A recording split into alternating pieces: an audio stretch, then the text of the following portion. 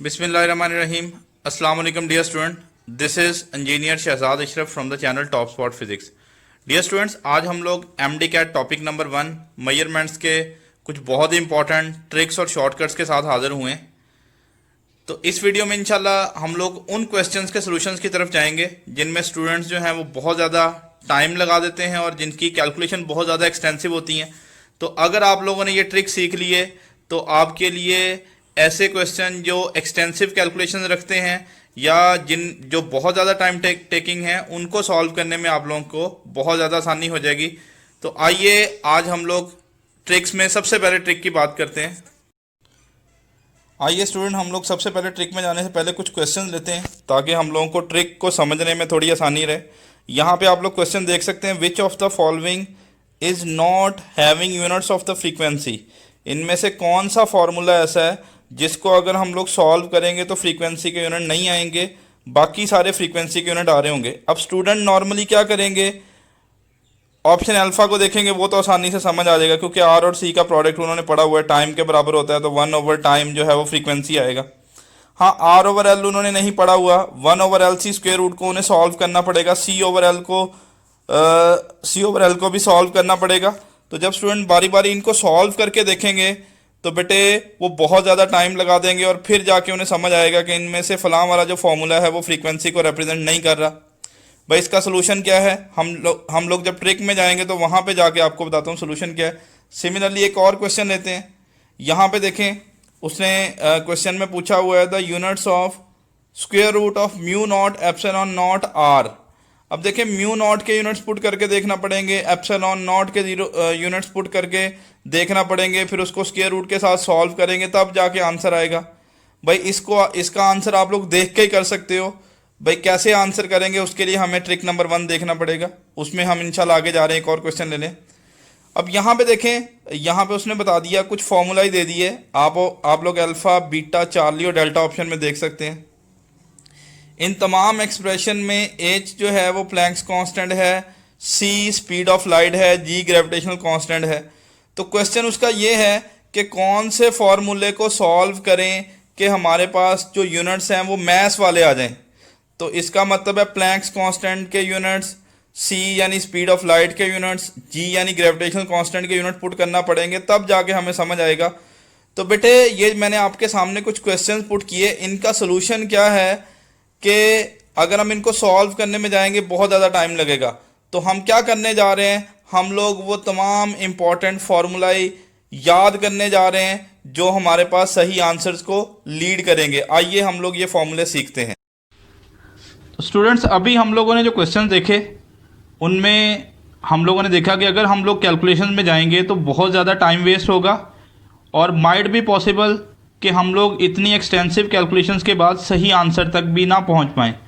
तो यूनिट्स में फिर जो इंटरेस्टिंग चीज़ है बेटे वो आपको ये याद रखनी है, आपको यूनिट्स के रिगार्डिंग कुछ चीज़ें एज इट इज़ याद कर लेनी है। ये जब भी आएंगी तो आप बहुत आसानी से, अगर आपने ये याद की होंगी तो बहुत आसानी से आंसर में जा सकते हो, कभी भी आपको कैलकुलेशन में नहीं जाना पड़ेगा।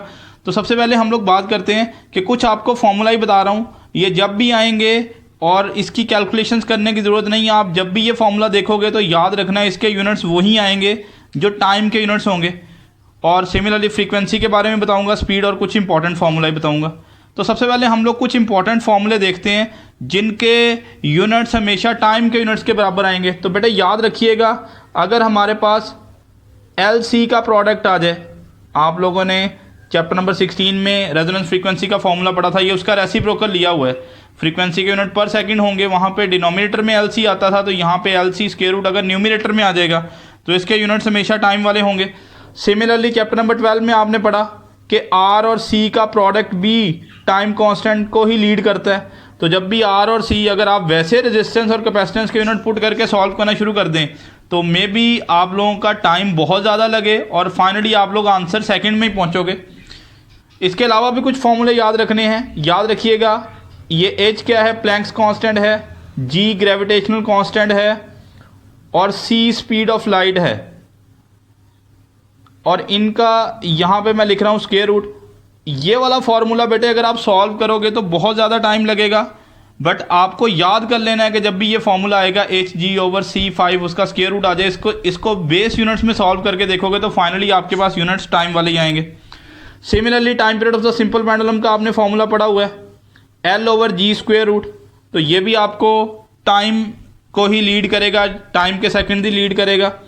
इसके अलावा आप मैथ स्प्रिंग सिस्टम में पढ़ चुके हो M/K वाला फार्मूला, ये भी time period of the simple pendulum के लिए मैथ स्प्रिंग सिस्टम के लिए है।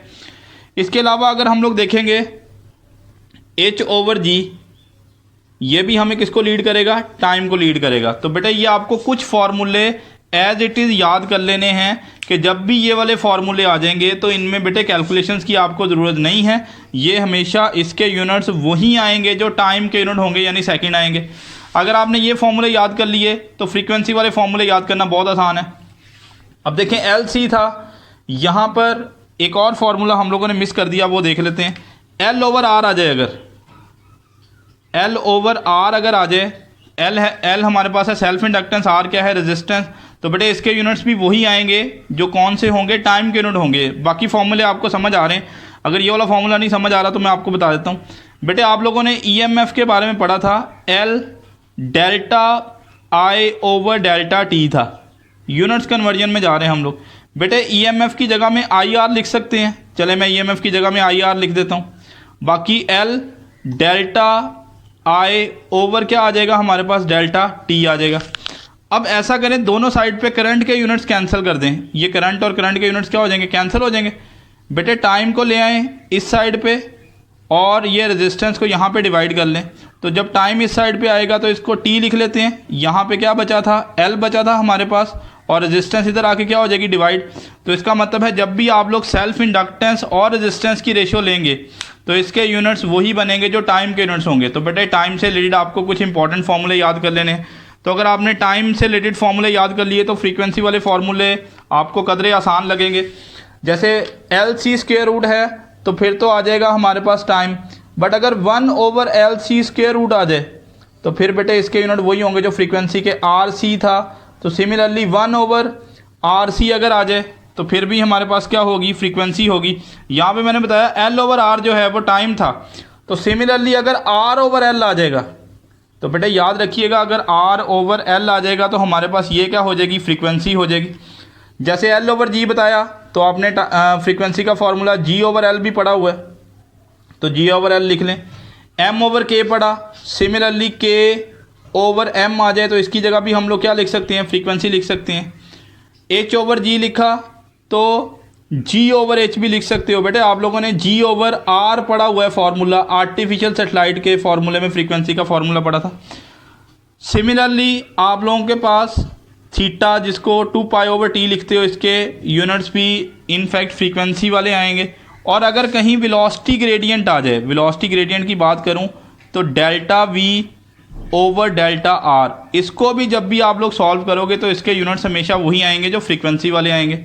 तो बेटे टाइम और फ्रीक्वेंसी के फार्मूला ही याद कर लें। ये फार्मूले जब भी आएंगे ये आपको सही आंसर तक तभी लीड करेंगे जब आप लोगों ने याद किया होगा। फिर बेटे पास पेपर्स देखें ECAT और MDCAT के, तो कुछ स्पीड के हवाले से भी इंपॉर्टेंट फार्मूले हमारे पास इन्वॉल्व हैं। तो चूँकि हम लोग चैप्टर नंबर 1 में हैं तो चैप्टर नंबर 1 में भी हमारे पास एक वेलोसिटी का फार्मूला इन्वॉल्व है, वो लिखने जा रहा हूँ। V=F×L/M, ये हमारे बुक की एग्जाम्पल है। इसको सॉल्व करेंगे तो काफ़ी ज़्यादा टाइम लगेगा, बट आप इसको ऐसे ही याद कर लें कि F×L/M के यूनिट्स वेलोसिटी वाले, बट सॉल्व भी कर सकते हो आप लोग। अब आप लोगों ने वेलोसिटी सिलेक्टर के आर्टिकल में पढ़ा था कि अगर इलेक्ट्रिक फील्ड इंटेंसिटी और मैग्नेटिक फील्ड स्ट्रेंथ दोनों की रेशियो लेंगे ना तो इसके यूनिट्स भी वही आएंगे जो स्पीड वाले यूनिट्स हैं।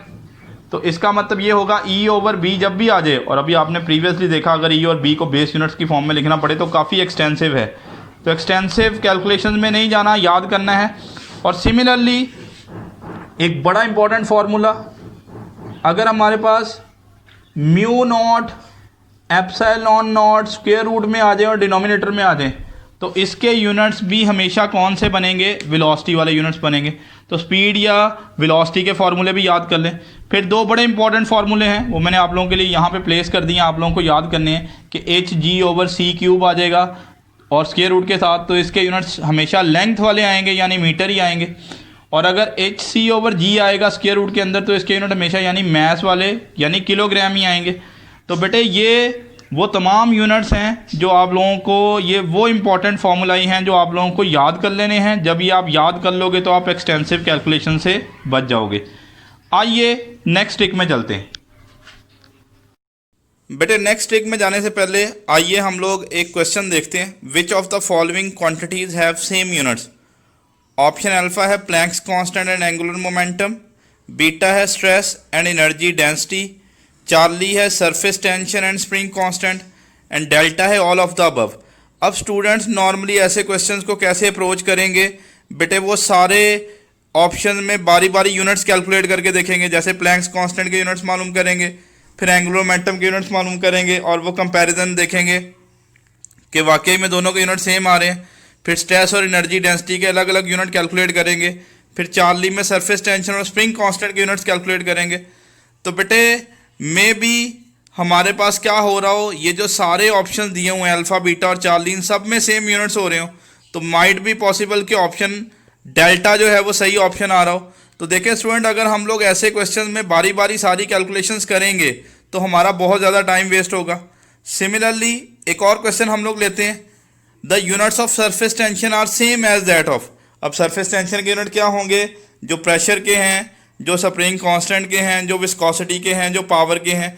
तो ऐसे क्वेश्चन में भी नॉर्मली स्टूडेंट्स क्या करेंगे, यूनिट्स को बारी बारी कैलकुलेट करके देखेंगे, तो उसके बाद उन्हें आइडिया होगा कि ये जो दो फिजिकल क्वांटिटीज़ हैं इनके सेम यूनिट्स आ रहे हैं। अब ऐसे क्वेश्चंस को कैसे अप्रोच करना है, तो स्टूडेंट याद रखिएगा, इसका एक आसान तरीका ये है कि हम पूरी बुक में फर्स्ट ईयर और सेकेंड ईयर में जितनी भी ऐसी फिजिकल क्वांटिटीज़ हैं जिनके सेम यूनिट्स बन रहे हैं, सेम बेस यूनिट्स बन रहे हैं, वो हम लोग क्या कर लेते हैं, याद कर लेते हैं। तो आइए हम लोग वो क्वांटिटीज़ देखते हैं जिनके सेम बेस यूनिट्स बन रहे हैं। स्टूडेंट्स अभी हम लोगों ने जो क्वेश्चन देखे जिनमें पूछेगा कि कौन सी फिजिकल क्वांटिटीज़ ऐसी हैं जिनके सेम बेस यूनिट्स होंगे। तो अगर हम लोग कैलकुलेशन में चले गए तो फिर काफ़ी ज़्यादा एक्सटेंसिव कैलकुलेशन होंगी और काफ़ी ज़्यादा टाइम वेस्ट होगा। तो क्यों ना हम लोग ऐसा करें कि हमारी बुक में वो तमाम फिज़िकल क्वांटिटीज़ जिनके सेम बेस यूनिट्स आ रहे हैं उनको याद कर लें, क्योंकि इनको याद कर लेंगे तो हमें कैलकुलेशन से जो है वो एक्सटेंसिव कैलकुलेशन से हम लोग बच जाएंगे। तो आइए हम लोग ऐसा करते हैं कि हमारी बुक में जितनी भी फिज़िकल क्वांटिटीज़ हैं जिनके सेम बेस यूनिट्स हैं वो याद कर लेते हैं। तो जब हम लोग याद करेंगे तो हमें क्वेश्चंस को अप्रोच करना बहुत आसान हो जाएगा। तो नंबर 1 में बेटे आपको याद रखना है work, energy, heat, torque, rate of change of angular momentum, rate of change of angular momentum. ये तमाम वो फिज़िकल क्वांटिटीज़ हैं जिनके बेस यूनिट बनाएंगे तो सेम बनेंगे। और साथ में मैं आपको यूनिट्स भी बता रहा हूँ बेटे, वो याद कर लें। ऑलरेडी हम लोग देख चुके हैं कि वर्क के यूनिट किलोग्राम मीटर स्क्वायर पर सेकंड स्क्वायर होंगे। तो पहली बात तो याद कर लें, work, energy, heat, torque, rate of change of angular momentum, इन सब के बेस यूनिट लिखेंगे तो सेम आएंगे। सिमिलरली कुछ और भी हमारे पास फिज़िकल क्वांटिटीज़ हैं। नेक्स्ट देखें, frequency, angular frequency, angular frequency, decay constant, angular velocity,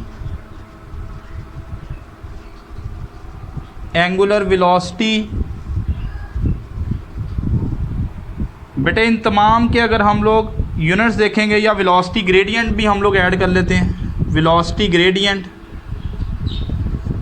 इन तमाम के अगर हम लोग बेस यूनिट देखेंगे, ये हम लोग ऑलरेडी भी पढ़ चुके हैं। फ्रीक्वेंसी वाले फार्मूले में मैंने आपको बताया था कि वेलोसिटी ग्रेडियंट के यूनिट भी वही होंगे और इसके यूनिट्स आएंगे पर सेकंड। तो बेटे नंबर 2 पे याद कर लें, frequency, angular frequency, decay constant, angular velocity और वेलोसिटी ग्रेडियंट, इन सब के अगर बेस यूनिट लिखेंगे तो वो सेम आएंगे, वो पर सेकंड आएंगे। सिमिलरली बेटे याद कर लें, तीसरी इंपॉर्टेंट चीज़ जो आपको याद करनी है, याद कर लेंगे तो कैलकुलेशन से बच जाएंगे। Pressure, stress, modulus of elasticity. Modulus of elasticity में याद रखिएगा तीनों तरह के मॉडुलस ऑफ इलास्टिसिटी आ जाएंगे हमारे पास, यंग, बल्क और शेयर मॉडुलस। मैं वाई, के और जी लिख देता हूँ। और important thing is that energy density, ये तमाम वो फिज़िकल क्वांटिटीज़ हैं जिनके अगर आप लोग बेस यूनिट बनाएंगे तो हमारे पास सेम आएंगे, pressure, stress, modulus of elasticity, energy density. और इसके बेस यूनिट बनेंगे किलोग्राम पर मीटर पर सेकंड स्क्वायर। ये हमारे पास pressure, stress, modulus of elasticity, Young, bulk और shear modulus and energy density, इन सबके यूनिट सेम होंगे। फिर नंबर 4 पे याद कर लें, आपने पढ़ा भी हुआ है, impulse and momentum. Just ignore the sound of this ice cream seller. Impulse and momentum, ये वो फिज़िकल क्वांटिटीज़ हैं जिनके बेस यूनिट बनाएंगे तो सेम बनेंगे।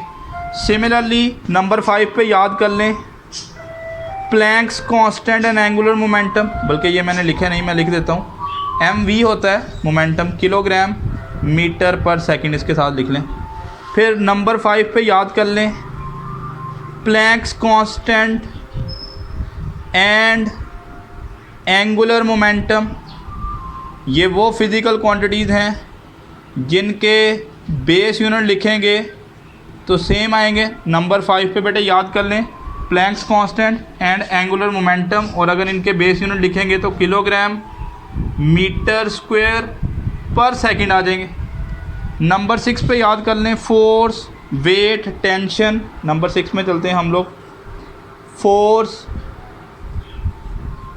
वेट, टेंशन, ठीक है। अगर ये याद कर लोगे टेंशन को तो फिर टेंशन नहीं होगी। Rate of change of linear momentum, ये भी आप लोग पढ़ चुके हो। Rate of change of momentum जो होता है वो फोर्स के बराबर होता है, तो इसके यूनिट फोर्स वाले ही आएंगे। और मेरे ख्याल से यूनिट लिखने में हमें कोई प्रॉब्लम नहीं होना चाहिए। फोर्स के बेटे यूनिट्स आप लोगों ने पढ़े हुए हैं, किलोग्राम मीटर पर सेकंड स्क्वायर हैं। नंबर 7 में याद रखिएगा, that is very important, spring constant and surface tension, इन दोनों के यूनिट सेम आएंगे। नंबर 7 पे हम लोग बात कर रहे हैं सरफेस टेंशन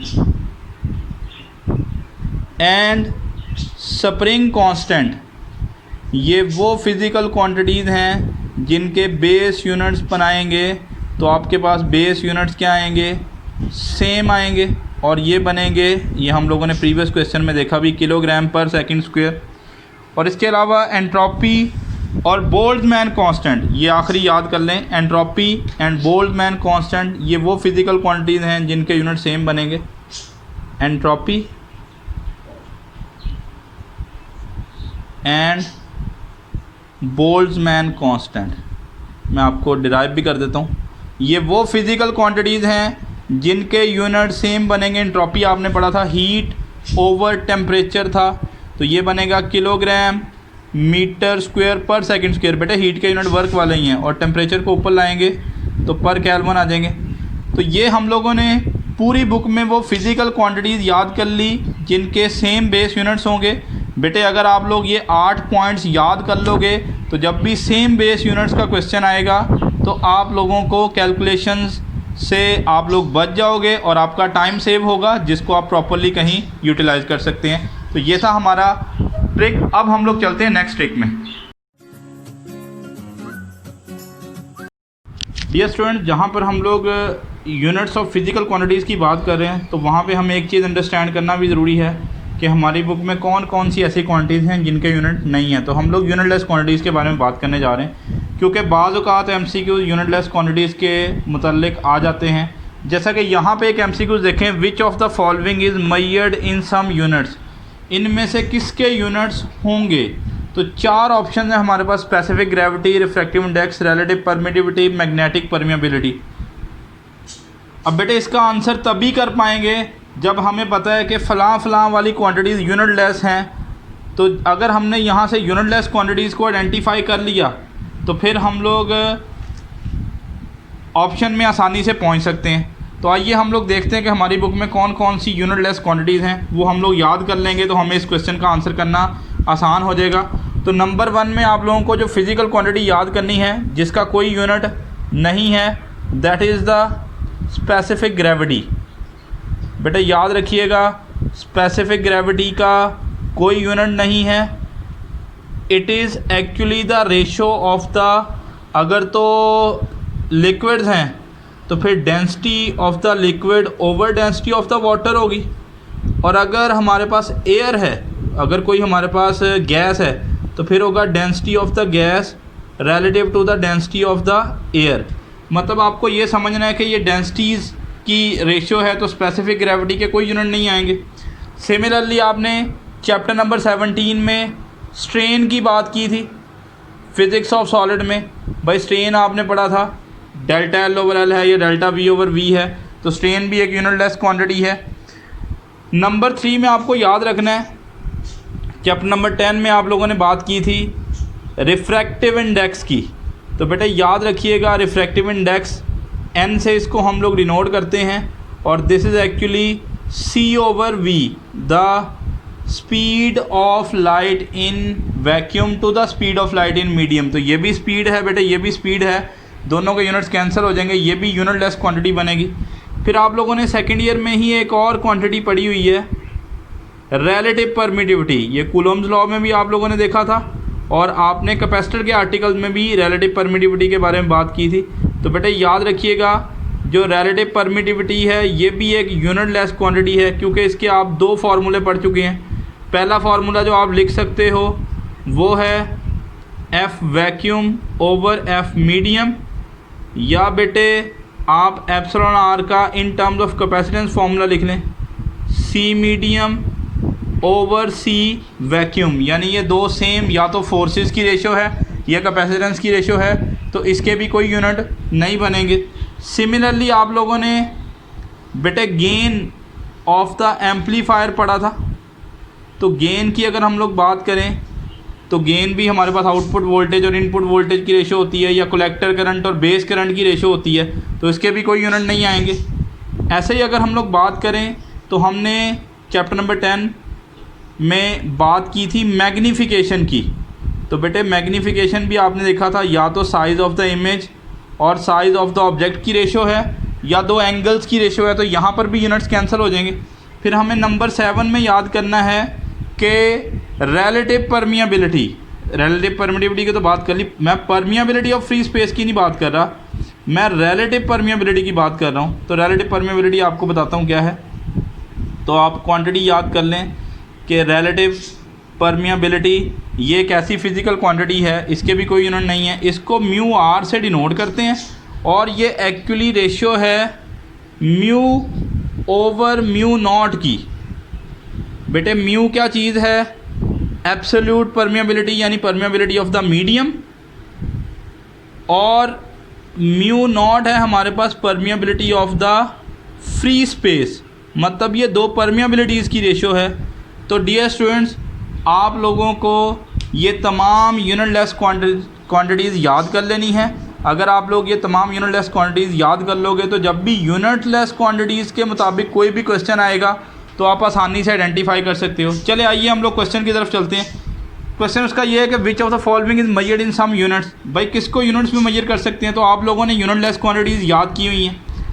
तो स्पेसिफिक ग्रेविटी आप लोगों ने बात की कि भाई ये तो यूनिटलेस क्वांटिटी है, इसके तो यूनिट नहीं हो सकते। रिफ्रैक्टिव इंडेक्स आप लोगों ने याद कर लिया कि ये भी एक यूनिटलेस क्वांटिटी है। रिलेटिव परमिटिविटी आपने याद कर लिया, ये भी एक यूनिटलेस क्वांटिटी है। हाँ, मैग्नेटिक परमिएबिलिटी के यूनिट्स हम लोगों ने पढ़े थे, वेबर पर मीटर स्क्वायर। तो लिहाजा यहाँ पर हमारे पास जो राइट आंसर बनेगा वो डेल्टा बनेगा, और इस क्वेश्चन का आंसर तभी कर पाएंगे जब हम लोग यूनिटलेस क्वांटिटीज़ के बारे में हमें आइडिया होगा।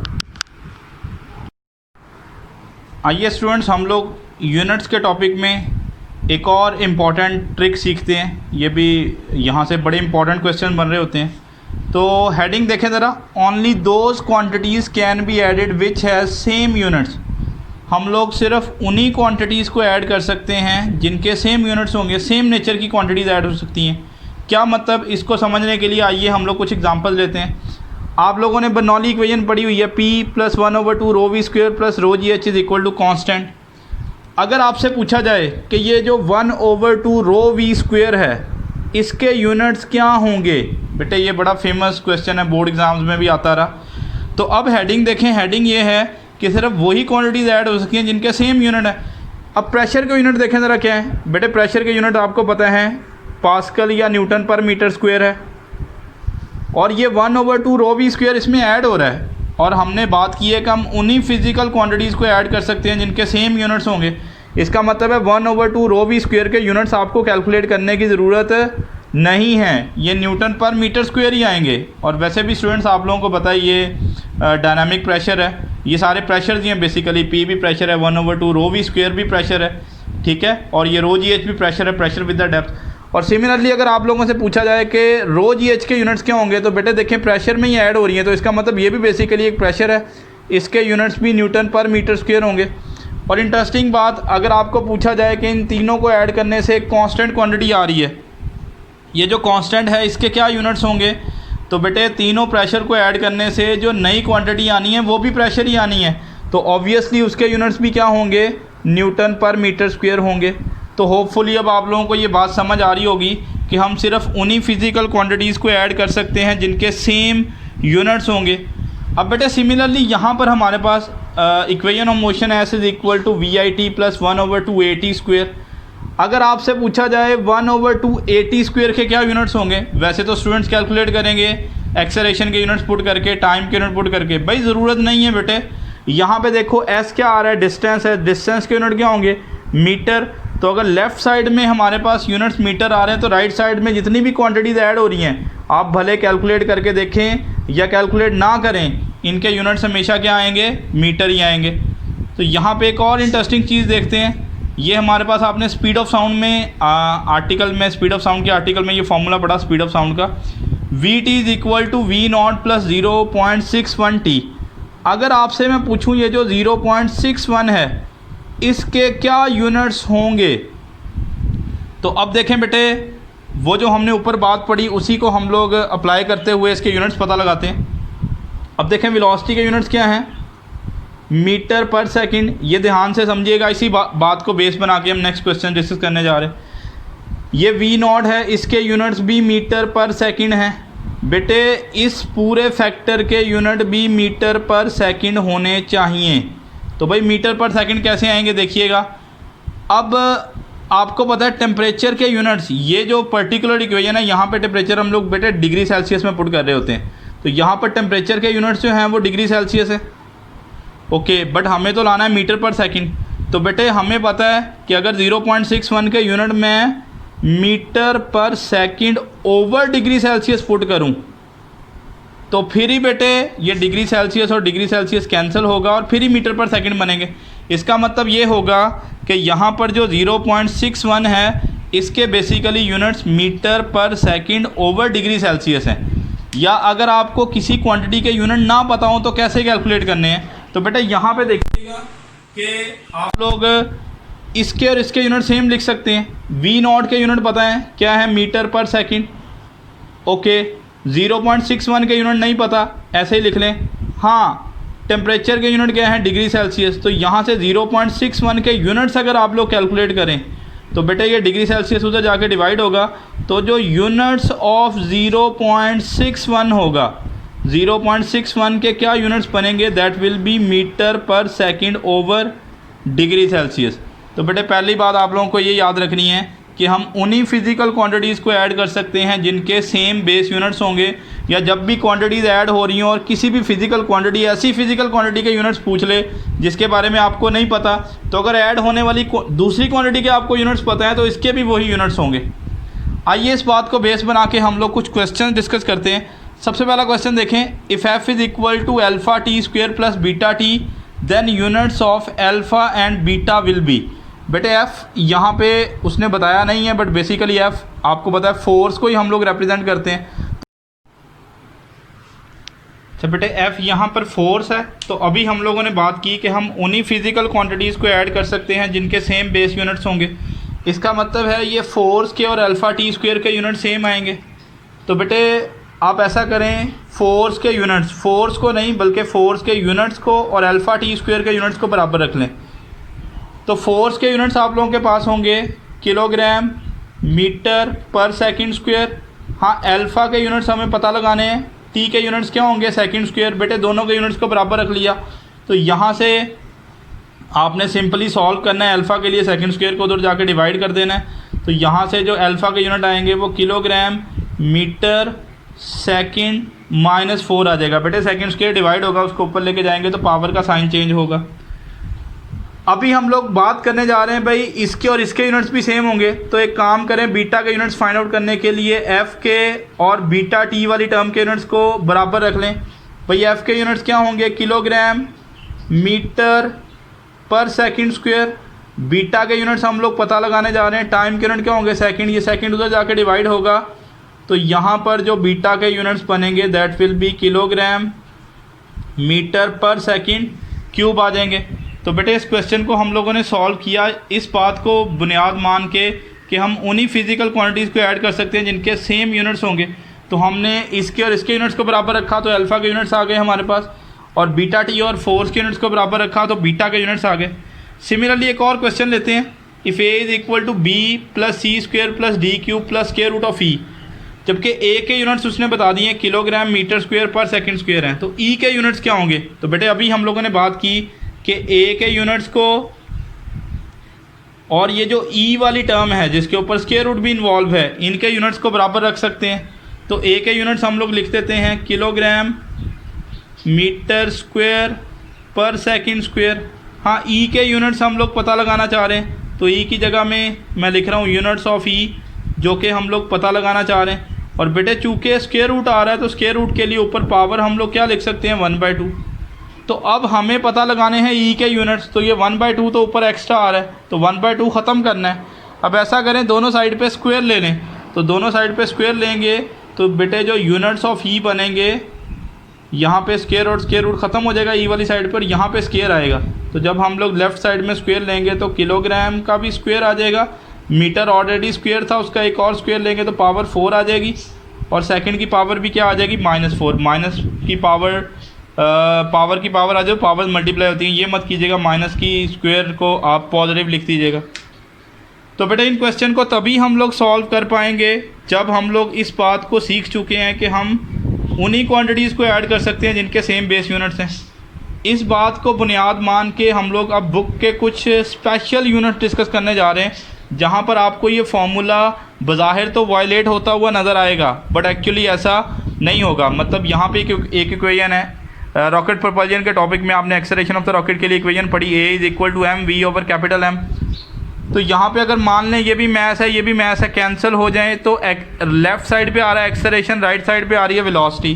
तो एक्सेलरेशन और वेलोसिटी तो बराबर नहीं हो सकते, फिर इसका मतलब है यहाँ पे कुछ गड़बड़ है। कुछ एक्सेप्शन डिस्कस करने जा रहे हैं हमारी बुक में, कुछ चीज़ें जैसी हैं वैसी दिखती नहीं हैं। यहाँ पे अगर हम लोग समझें कि एम मैथ है तो एम बेटे एक्चुअली मैथ नहीं है, ये एम जो है that is actually math flow पर सेकंड है, मैथ पर सेकंड है बेटे। यहाँ पे एम के यूनिट किलोग्राम पर सेकंड बनेंगे। तो अगर यहाँ पे मैथ के यूनिट पूछे, अगर आप किलोग्राम पुट कर देंगे तो आंसर गलत आएगा, और आप जब यहाँ पे मैथ के यूनिट किलोग्राम पर सेकंड पुट करोगे जब ही ये फार्मूला जस्टिफाई होगा, अदरवाइज़ ये फार्मूला जस्टिफाई नहीं होगा। अब नेक्स्ट बात करते हैं, ये हम लोगों ने स्टेशनरी वेव टेस्टिंग के आर्टिकल में पढ़ा था। एम जो है यहाँ पे अगर पूछे मैथ के यूनिट किलोग्राम है तो बेटे नहीं, यहाँ पे मैथ के यूनिट किलोग्राम पर मीटर हैं। अगर हम किलोग्राम पुट कर देंगे फिर भी दोनों साइड्स के यूनिट्स जो हैं वो बराबर नहीं आएंगे। तो यहाँ पे याद रखिएगा एम जो है that is actually math per unit length है, ये बेटे किलोग्राम इसके यूनिट नहीं आएंगे। सिमिलरली ये वेलोसिटी, ये भी स्टेशनरी वेव टेस्टिंग में पढ़ा। यहाँ पे अगर मैथ्स के यूनिट्स पूछे और आपने लिख दिया किलोग्राम तो फिर आंसर गलत हो जाएगा। यहाँ पर भी एम जो है वो मैथ्स नहीं है बल्कि मैथ्स पर यूनिट लेंथ है। और एक लास्ट फार्मूला देखते हैं हम लोग, जो कि हम लोग ब्लैक बॉडी रेडिएशन के आर्टिकल में पढ़ चुके हैं। तो बेटे वो यहाँ से अगर आप यहाँ पर आपसे सिग्मा के अगर यूनिट्स पूछ ले, तो बेटे नॉर्मली स्टूडेंट्स क्या करते हैं, सिग्मा के यूनिट्स भूल जाते हैं, तो वो इस फार्मूले से कैलकुलेट करते हैं। वो ई को समझते हैं एनर्जी है, भाई ई एनर्जी नहीं है बेटे, ये बात आपने याद कर ली तो सिग्मा के यूनिट्स आसानी से फाइंड आउट कर लोगे। ये इंटेंसिटी ऑफ लाइट है, इसके यूनिट वॉट पर मीटर स्क्वायर होंगे। सिग्मा के यूनिट्स हमें पता लगाने हैं और टी के यूनिट्स केल्विन होंगे। केल्विन की पावर क्या लिख दें बेटे 4, क्योंकि ऊपर पावर 4 आ रही है तो केल्विन की पावर भी 4 आएगी। तो यहाँ से अगर आप लोग सिग्मा के यूनिट्स पता लगाओगे तो दैट विल बी वॉट पर मीटर स्क्वायर केल्विन -4 आ जाएंगे, क्योंकि ये केल्विन 4 इधर डिवाइड होगा तो ये केल्विन 4 जब डिवीजन वाला ऊपर जाएगा तो इसकी पावर का साइन चेंज हो जाएगा। तो हम इन सारे क्वेश्चन को तभी सॉल्व कर पाएंगे जब हम लोग इस बात को समझेंगे कि सिर्फ उन फिज़िकल क्वांटिटीज़ को ऐड कर सकते हैं जिनके सेम बेस यूनिट्स होंगे।